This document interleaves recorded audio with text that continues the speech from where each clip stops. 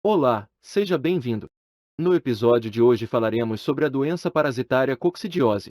Aproveite e já se inscreve no canal e ative os sininhos das notificações. Esta doença é responsável por grandes perdas econômicas relacionadas aos ruminantes, devido sua elevada mortalidade e também pelo desempenho insatisfatório dos animais. Essa doença está distribuída por todo o Brasil. Coccidiose, ou como também é conhecida, hemeriose, e popularmente conhecida também como curso de sangue ou diarreia vermelha. É uma doença infecciosa causada por protozoários coccidicos do gênero Emeria, que acomete principalmente caprinos e ovinos jovens. Este parasita ataca o epitélio digestivo, levando a uma diarreia. Os animais jovens são os mais suscetíveis, e quando infectados pela primeira vez, mostram a doença de forma mais grave. As infecções são em geral mistas, e os casos clínicos de coccidiose é comum a presença de mais de uma espécie de Emeria, que interagem para produzir as alterações patológicas observadas. Entretanto, outras espécies podem, em determinadas circunstâncias ou áreas geográficas, provocar a coccidiose.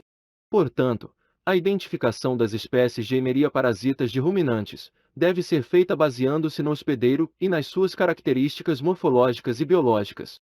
Vejamos a forma de transmissão. As fezes dos animais são grandes fontes de contaminação para o rebanho, principalmente quando as instalações, bebedouros e comedouros não são higienizados de maneira adequada. A contaminação ocorre geralmente de três formas. Primeira forma, por fezes antigas de cordeiros e cabritos que anteriormente estavam no cabriteiro. Segunda forma, por oocistos, frequentemente eliminados pelas mães e ou animais adultos. Terceira forma, por oocistos eliminados pelos próprios cordeiros e cabritos do mesmo lote. Como já mencionado, a contaminação se dá pela ingestão de oocistos esporulados presentes na água ou nos alimentos contaminados com fezes de animais portadores do coccidio.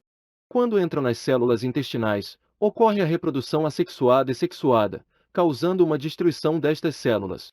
E quando este parasitismo é muito intenso, pode ocorrer destruição de áreas muito extensas do intestino, causando desprendimento de fragmentos de mucosa e até hemorragia. Isso fará com que haja um acúmulo de líquido na luz intestinal, que resultará em diarreia, podendo evoluir para choque e morte, devido ao desequilíbrio eletrolítico. Vejamos sobre os oocistos. O oocisto, por se encontrar no meio ambiente, acabam sendo estruturas muito resistentes que, em condições favoráveis, podem permanecer infectantes no meio ambiente por vários meses. Eles resistem à ação da maioria dos desinfetantes comerciais nas concentrações usuais, mas são destruídos pela dissecação, luz solar direta e calor. Fora do hospedeiro é a fase do ciclo dos coccidios que é mais vulnerável e susceptível às medidas de controle da coccidiose. Vale destacar que, após a infecção do animal, os oocistos liberam formas de infectantes, os esporozoitos, que penetram nas células do trato gastrointestinal. Estas células se multiplicam e, consequentemente, causam lesões que interferem nos processos digestivos. Também é importante salientar que, após a infecção, desenvolve-se imunidade específica. E há evidências de que os animais adquirem grande imunidade a partir de infecções brandas, que são naturalmente adquiridas depois do nascimento. Vejamos os sintomas. As alterações funcionais causadas pela coccidiose dependem da localização, das espécies envolvidas e do grau de destruição dos tecidos e podem ser locais ou sistêmicas. Os principais sinais clínicos apresentados pelos ruminantes são: intensa inflamação nas células do intestino delgado, rompimento de vasos que causa considerável sangramento, forte necrose. As fezes dos animais acometidos podem estar totalmente liquefeitas, mucoides, com estrias de sangue, negras ou hemorrágicas. Diarreia profusa sanguinolenta. Desidratação. Anorexia. Enfraquecimento. Inapetência. Letargia. Prostração. Emaciação. Redução do ganho de peso. Crescimento retardado. Alta mortalidade com morte em 3 a 4 semanas. Em casos de bezerros e ovinos parasitados pela espécie Emeria zoerni, eles podem apresentar sintomas nervosos. Já os caprinos apresentam sede, sonolência e pelos arrepiados. Vale destacar que a mortalidade é alta em cordeiros e cabritos que nunca tiveram contato com a doença e são expostos a altas cargas infectantes. Isso ocorre, na maioria das vezes, em confinamentos, principalmente quando há superlotação. Vejamos o diagnóstico. O diagnóstico é feito através do histórico das propriedades. Além disso, também pode ser feita uma boa anamnese, observando O manejo, a presença de sinais clínicos, ou lesões presentes na necropsia de animais mortos. Exame de fezes, mesmo estes não sendo muito confiáveis. Outras origens para os surtos de diarreia também devem ser sempre investigadas, mesmo quando se encontrar grande número de oocisto nas fezes. Vejamos o tratamento. O tratamento é, principalmente, preventivo e consiste na administração de fármacos coccidiostáticos incorporados na água, no leite ou na ração, sendo recomendado para rebanhos criados em regime de confinamento. Essa medicação deve ser iniciada no momento ou logo após a exposição dos animais aos oocistos esporulados, que geralmente ocorre nas 2 primeiras semanas de vida. Entre os fármacos recomendados para o tratamento e ou profilaxia da hemeriose, as mais utilizadas são os ionóforos, destacando-se a monensina, a salinomicina, a lazalocida. Também podemos mencionar o amprólio, o decoquinato, o toltrazuril e os antibióticos. Em casos agudos podem receber sulfas injetáveis e tratamento de suporte. Vale destacar que, também se faz necessário tratar a desidratação e a falta de minerais causada pela perda de líquidos corporais, através da hidratação e reposição de eletrólitos, sendo que em animais pouco desidratados pode ser feita uma hidratação oral, já nos casos mais graves, deve ser feita uma hidratação intravenosa. Profilaxia. Para prevenir a coccidiose devem ser adotadas medidas de manejo e higiene adequadas, limpando sempre comedouros e bebedouros. Evitar uma superlotação dos pastos. Separar os lotes por idade.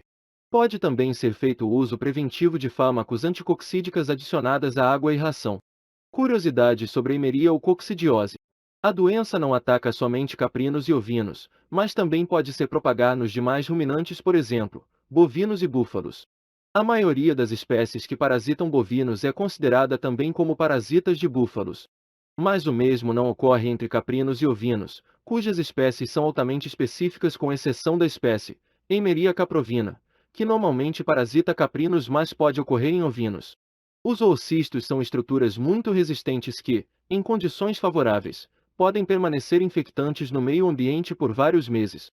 O oocisto surge, depois da multiplicação assexuada por merogonia, ocorrendo posteriormente o processo sexuado, resultando na formação do zigoto que é envolvido por uma membrana cística resistente e a partir desse ponto, ele se transforma no oocisto. Então a célula parasitada se rompe e o oocisto é eliminado para o meio externo junto com as fezes. Considerações finais. A coccidiose é uma parasitose de distribuição mundial, que atinge rebanhos submetidos aos mais diferentes sistemas de manejo. Sendo mais grave e mais frequente em animais criados em sistemas intensivos, tem grande impacto em rebanhos leiteiros. Os coccídeos geralmente apresentam predileção pelos hospedeiros, embora algumas espécies de Eimeria sejam capazes de infectar caprinos e ovinos. A infecção dos ruminantes ocorre pela ingestão de oocistos esporulados junto com a água e alimentos contaminados com fezes. Os oocistos são estruturas muito resistentes que, em condições favoráveis, podem permanecer infectantes no meio ambiente por vários meses. No meio ambiente o oocisto se divide por esporogonia, origina 4 esposoítos, e se torna infectante. Para esporular o oocisto necessita de oxigênio, umidade e temperatura adequadas. A evolução do parasito dentro do hospedeiro apresenta um padrão definido para cada espécie de Eimeria, com variações de local de parasitismo, número de gerações de multiplicação assexuada e posição dentro da célula e do tecido, que lhe confere características próprias de patogenicidade. Vale ressaltar que, os oocistos são estruturas pequenas e imóveis que se dispersam no meio ambiente através das fezes, do ar, de insetos, do vestuário e contaminam a água e os alimentos dos animais. Se você chegou até aqui, obrigado por sua atenção. Deixe seu comentário com temas que gostaria de ver por aqui. Abraços.